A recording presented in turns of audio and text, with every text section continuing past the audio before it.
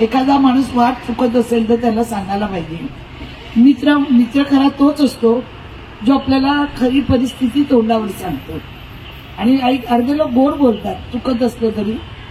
Madam principal आहेत, त्यांना मी माझ्या लहान मुलं होती त्यापासून ओळखतं. त्या सुद्धा आल्या, सोनीजी आहेत, सगळे आपण पत्रकार आहात. इथे आमच्या ताई बसलेल्या आहेत, भगत का पाटील, भगत तू पाटील, आमचे चव्हाणजी. आणि ज्यांनी काम केलंय ते आमचे प्रवीण भगत, त्यांचाही सत्कार करायचा आहे तुम्हाला. छान काम केलं, सुंदर काम केलं. लोकांना आता मी सगळ्यांची नावं नाही घेत. सगळे ज्येष्ठ श्रेष्ठ पत्रकार बंधू, आपण कमी अवधीमध्ये सगळे आलात. 2-3 अविनाश, 2-3 दिवसातच कार्यक्रम ठरला. माझी तारीख त्यांना मिळत नव्हती, त्याला महिनाभर तारीख करत होते. चांगलं काम आहे कौशिकजी, करत राहायचं. राजू चाहते आता 2.5 कोटीचं काम चालू होते. रोज वो विजय वाळुंज कुछ न कुछ कंप्लेंट कर रहा है, काम ही नहीं करने दे रहा है, कोई बॅनर पाड रहा है, कोई क्या कर रहा है. ते चांगलं काम करणाऱ्याच्या मागे आपण उभे राहिला. 3 टर्म मला सगळ्यांनी काम केलं, मेहनत केली सगळ्यांनी. आमच्या या ताई एकट्या बसायच्या उन्हामध्ये, मला वाईट वाटायचं. तुम्ही दुपारी नेमकी 3 वाजले का यांच्या इथे माझी दरवेळी फेरी असते. त्या एकट्या मन लावून उन्हात काम करत असतात. तुमच्यासारखे कार्यकर्ते माझ्या मागे होते ना, म्हणूनच माझा विजय झाला. आणि मला विजय जाणं खूप मुश्किल होतं. मतदान आपल्याला 4,500 वाढलं, मतदान नाही कमी झालं. टक्केवारी 52% गेली 48%.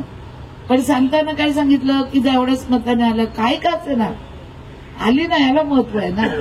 तुम्ही मला व्यक्तिशः एवढी कामं मी केली, हॉस्पिटल आणलं. तर महाराष्ट्र भवनाचा पुढच्या महिन्यात एन्व्हायरमेंटची कालच तारीख होती 7 तारीख, पुढच्या महिन्यात ती परवानगी आली का महाराष्ट्र भवनचं कितीतरी इथल्या लोकांना त्याचा लग्न कार्याला उपयोग होईल, रूमला उपयोग होईल, स्वस्तात मस्त रूम मिळतील.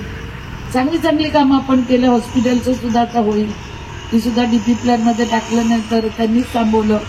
मागचा तुतारीचा उमेदवारांनी खूप माझी कामं थांबवली. मग ते तुमचं मरीना असेल, हॉस्पिटल असेल, आता यांच्याकडचं काम, छोट्या कामामध्ये काम होऊ नये म्हणून हा जो तुतारीवाला आहे, आता तुतारी त्याची गेली ना, पुतारी गेली, आता मुतारी हातात येईल. त्याच्या बोलावं नाही पण बोला असं वाटतं की नालायकपणाची नीच वृत्तीची माणसं जर या नव्या मुंबईत निवडून आली असती तर या नव्या मुंबईला विकून टाकलं असतं.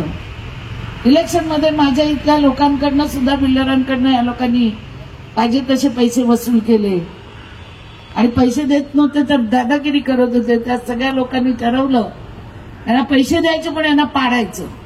याची घाण नकोय नव्या मुंबईमध्ये. आणि पैसे मागितले म्हणून माझा फायदा झाला. मी तर ओपन बोलते, कोणी माझ्यावर आबरू नुकसान भरपाईचा दावा टाकावा. गेल्या एकाने टाकला होता 100 कोटीचा, नंतर घेतला मागे, तसा टाकावा माझ्यावर. मी तुम्हाला सांगते, एक सच्चाईची साथ द्या. आपण सगळे भारतीय जनता पार्टीचं इथं सगळे काम करतो. येणाऱ्या इलेक्शनमध्ये आपण सगळ्या लोकांनी जिथे जिथे आपली लोक असतील त्यांना भेटून सरून, आपली जी पॅनलची लोक असतील